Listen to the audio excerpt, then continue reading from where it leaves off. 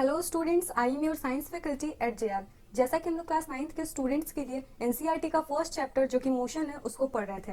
ये आपका last lecture होने वाला है और ये पार्ट आपको एनसीईआरटी के बुक में काफ़ी थोड़े सा में एक्सप्लेन किया हुआ है, पर मैं इसमें एक सेपरेट लेक्चर बना के लाई हूँ ताकि आपको ज़्यादा अच्छे से ये टर्म समझ में आए, क्योंकि ये टर्म जब आप क्लास 11th में जाओगे तब इसको काफी अच्छे से एक्सप्लेन किया हुआ है, तो हो सकता है आपको वहाँ ना समझ आए या फिर डिफिकल्टीज हो आपको समझने में। तो मैं इसीलिए आपके बेसिक्स को ठीक करने के लिए मैं ये पार्ट लाई हूँ। तो आपको सर्कुलर मोशन में ज्यादा कुछ पढ़ना इसलिए नहीं है। क्लास 9th में जो मोशन का चैप्टर पढ़े हैं वो हम लोग ज्यादातर स्ट्रेट लाइन का केस पढ़े हैं, ज्यादातर सारे बॉडी स्ट्रेट पाथ पर मूव कर रहे थे। जैसा कि मैंने आपको मोशन के फर्स्ट लेक्चर में बताया था कि 3 तरह के मोशन होते हैं पार्टिकल के पाथ के अकॉर्डिंग। अगर पार्टिकल अपना पाथ स्ट्रेट कवर कर रहा है तो हम लोग उसको लीनियर मोशन बोलते हैं। अगर पार्टिकल अपना पाथ कर्व फॉर्म कर रहा है, दैट मीन्स कि वो एक सर्कुलर पाथ पे मूव कर रहा है, तो उसको हम लोग सर्कुलर मोशन बोलते हैं या फिर उसी को हम लोग सर्कुलेटरी मोशन बोलते हैं। अगर कोई पार्टिकल अपने पोजीशन से आगे जाए और फिर अपने पोजीशन पे वापस आते हुए पीछे जाए, बिल्कुल इक्वल डिस्टेंस, इस डिस्टेंस का वैल्यू इस डिस्टेंस के इक्वल आ जाए,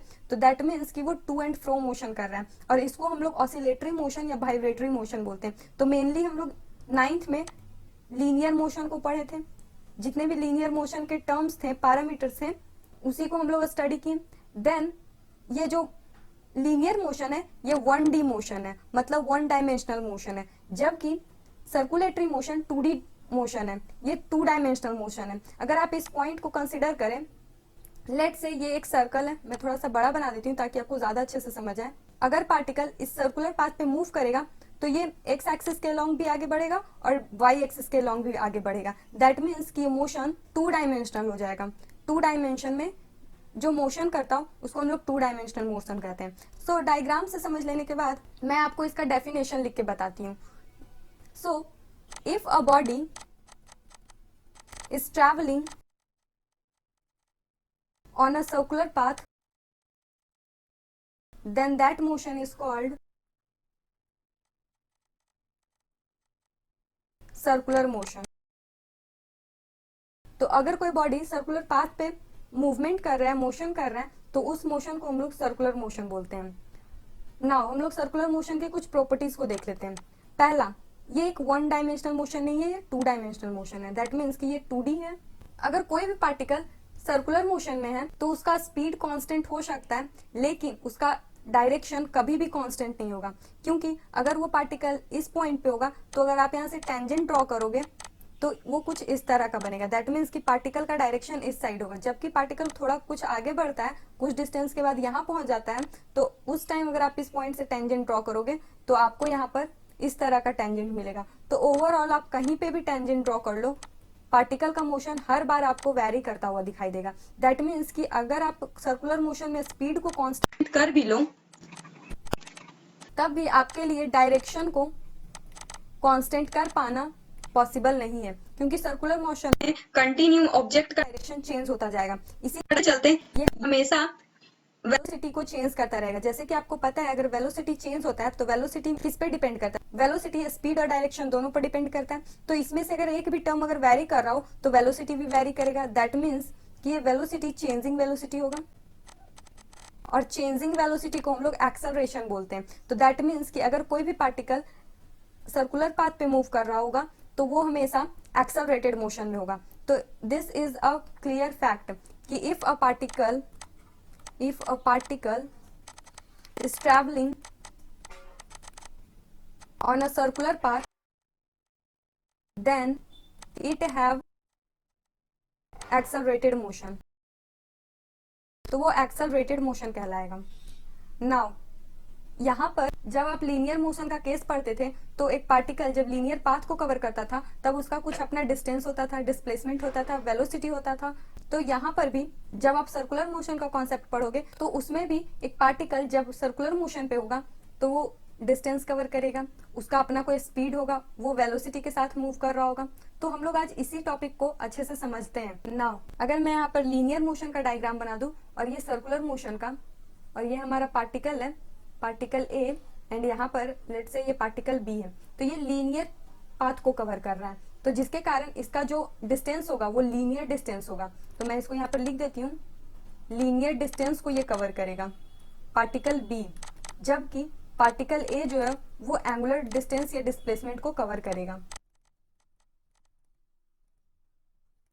What is angular? Means angular का मतलब होता क्या है, तो किसी एंगल से, जब कोई एंगल से मोशन शो हो तो उसको हम लोग एंगुलर मोशन बोलते हैं। लेट से अगर ये एक आपका सर्कुलर मोशन है तो ये आपका सेंटर हो गया, और अगर इस सेंटर से आप इस ऑब्जेक्ट के मोशन को ऑब्जर्व करते हो तो लेट से ये पार्टिकल पहले इस पॉइंट पे था, फिर वो कुछ डिस्टेंस कवर करके इस पॉइंट पे पहुंच गया।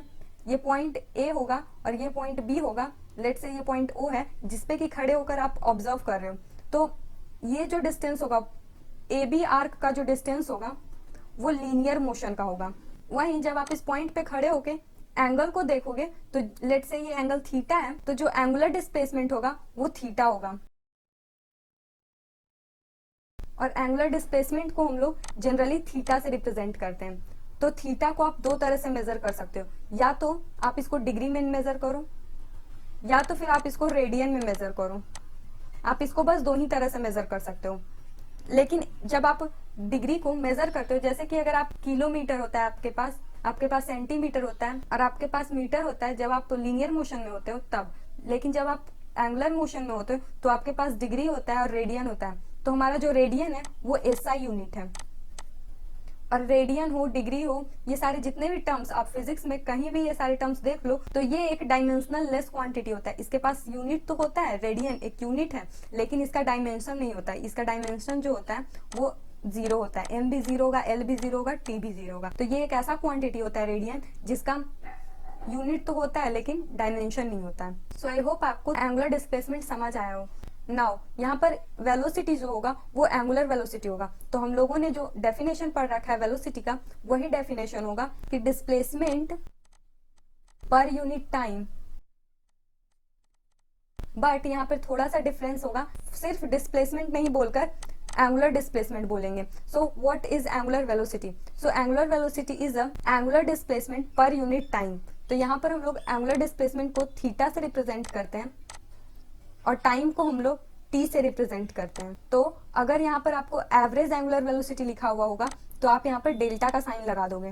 डेल्टा का साइन आपको हो सकता है अभी कंफ्यूजन हो, लेकिन लेट से अगर आप बोल नहीं पाते हो तो आप सिर्फ थीटा बाई टाइम भी बोल दोगे तो वो इनफ होगा। नाउ हम लोग relation between linear displacement and angular displacement और लीनियर डिस्प्लेसमेंट में क्या रिलेशन है तो उसको स्टडी करते हैं। सो लेट से ये एक पार्टिकल का मोशन है, वो एक सर्कुलर पाथ को मूव कर रहा है, तो उसका एक सर्टेन फिक्स्ड पॉइंट से कुछ डिस्टेंस होगा, फिक्स जो होगा, और ये पार्टिकल कुछ डिस्टेंस, लेट से ये पॉइंट ए है और ये पॉइंट बी है, यहाँ तक के डिस्टेंस को कवर किया होगा। अगर एक पार्टिकल एक रोटेशन कंप्लीट कर ले तो वो कितना डिग्री चलेगा, दैट मीन्स कि वो 360 डिग्री कंप्लीट करेगा।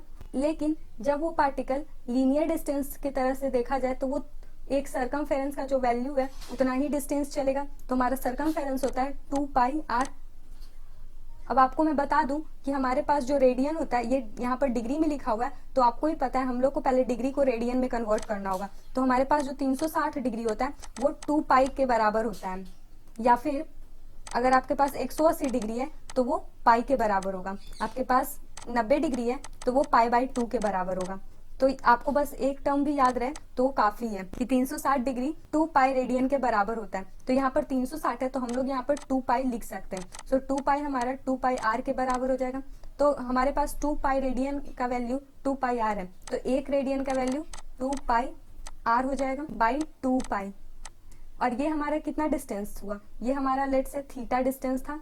सो यहाँ पर अगर ये थीटा डिस्टेंस चलेगा तो हम लोग यहाँ पर अगर थीटा को यहाँ पे इंटू कर देंगे तो हमारा जब एंगुलर डिस्प्लेसमेंट होगा तो वो लीनियर डिस्प्लेसमेंट में कितने टर्म के बराबर होगा उसका वैल्यू निकल जाएगा। तो लेट से मैं यहाँ से डिस्टेंस लिख देती हूँ 2 pi R by 2 pi into theta, क्योंकि अगर वो एक रेडियन में 2 पाई आर बाई 2 पाई चलता है तो हमारे थीटा डिस्प्लेसमेंट को अगर मैं इंटू कर दूंगी तो हमारा वैल्यू निकल जाएगा। तो यहाँ पे 2 पाई से 2 पाई कैंसिल हो जाएगा और s equal to r into theta का वैल्यू आ जाएगा। तो हमारा जो लीनियर डिस्प्लेसमेंट है वो हमारा एंगुलर डिस्प्लेसमेंट के साथ कुछ इस तरह का रिलेशन बनाता है। इसको हम लोग linear displacement equal to radius into angular displacement इस तरह से पढ़ेंगे, या फिर मैं इसको टर्म में लिख देती हूँ, वर्ड्स में लिख देती हूँ, linear displacement equal to radius into angular displacement. तो ये हमारा लीनियर डिस्प्लेसमेंट और एंगुलर डिस्प्लेसमेंट में रिलेशन है। नाउ आपको हो सकता है इतनी सारी चीजें, ये सारी चीजें याद ना रहे, तो इसके लिए मैं आपको एक शॉर्टकट बता देती हूँ। शॉर्टकट नहीं है ये, फिर भी अगर आप मैथ्स में सर्कल का चैप्टर जब आप क्लास 10th में जाओगे तब पढ़ोगे, तो उसमें जब हम लोग आर्क का वैल्यू निकालना होता है, लेट से आपको अगर थीटा दिया हुआ होता है और आर्क का वैल्यू दिया हुआ होता है, तो आपको वहां पर एक रिलेशन पढ़ाया जाता है आर्क, थीटा और रेडियस के अलॉन्ग। तो आपके पास रेडियस भी दिया होता है, आर्क का वैल्यू भी दिया होता है, लेट से ये आर्क एस है और हमारे पास थीटा भी है। दैट मीन्स कि आपके पास ये तीनों है, तो आपको एक रिलेशन पढ़ाया जाता है theta equal to arc by radius. आप ये रिलेशन के थ्रू भी निकाल सकते हो।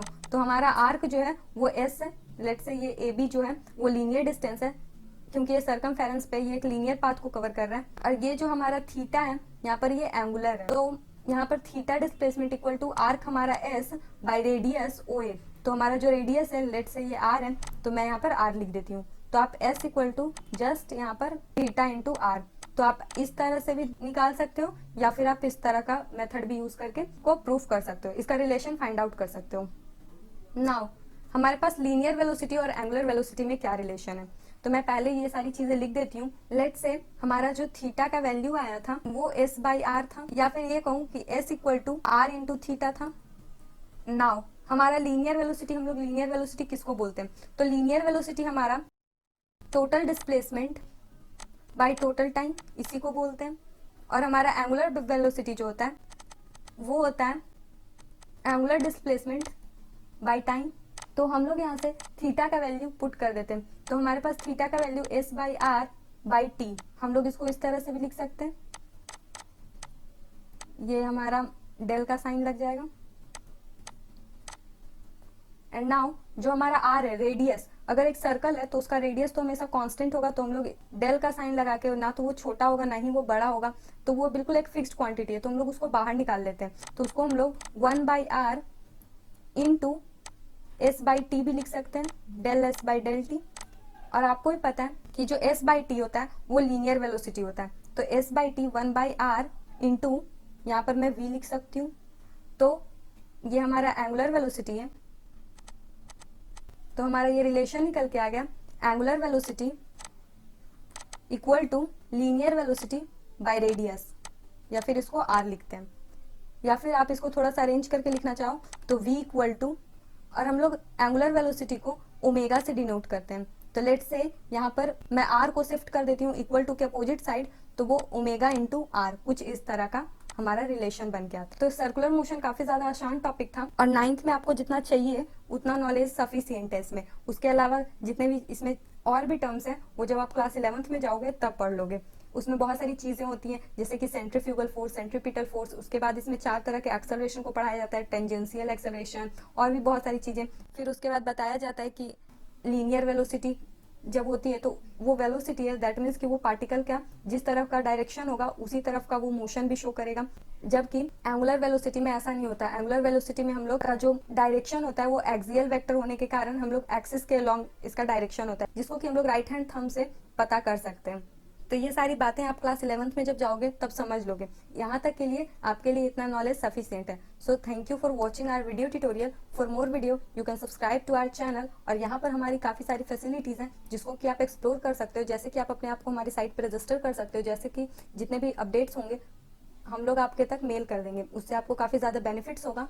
और उसके अलावा जितने भी पेड सर्विसेज हैं और फ्री सर्विसेज हैं वहाँ पर दोनों अवेलेबल हैं, तो आप जिस पे कंफर्टेबल हो आप जाकर उसको एक्सप्लोर कर सकते हो। वहाँ पर काफ़ी सारे एडिशनल कोर्सेज भी हैं, तो आप एडिशनल कोर्सेज में भी अपने आप को इनरोल कर सकते हो। एडिशनल कोर्सेज 3 तरह के वहाँ पे अवेलेबल है, एक वीडियो फॉर्मेट में होगा, या तो वो रिटन फॉर्मेट में होगा, या तो फिर लाइव चलेगा। तो एडिशनल कोर्सेज में आप ये जाकर सारी फैसिलिटीज पढ़ सकते हो कि किस टाइप का वो कोर्स है। उसके बाद 1-to-1 लाइव सेशन, अगर आपको 1-to-1 लाइव सेशन अच्छा लगता हो, दैट मीन्स कि 1 टीचर पे अगर आपको सिर्फ सिंगल स्टूडेंट हो और आपको बिल्कुल एक सिंगल टीचर चाहिए, तो आप 1-to-1 लाइव सेशन को भी एक्सप्लोर कर सकते हो। हमारी साइट पे ये एक सेक्शन बना हुआ है, आप वहाँ पर जाकर एक फॉर्म है उसको फिल करके अपने आप को 1-to-1 के लिए एलिजिबल कर सकते हो। देन हमारे पास स्टडी मटेरियल है। अगर आप 1-to-1 लाइव सेशन के सब्सक्रिप्शन को परचेज करते हो तो उसके साथ आपको कई सारी फैसिलिटीज फ्री में मिल जाएंगी, जैसे कि आपको बहुत सारे रिकॉर्डेड ट्यूटोरियल्स मिल जाएंगे जो कि हमारे साइट पे अवेलेबल है, और उसके अलावा कई सारी paid services, paid study materials वो भी मिल जाएंगी। उसके अलावा आपके एकेडमिक कंसल्टेंसी, ये सारी फैसिलिटीज आपको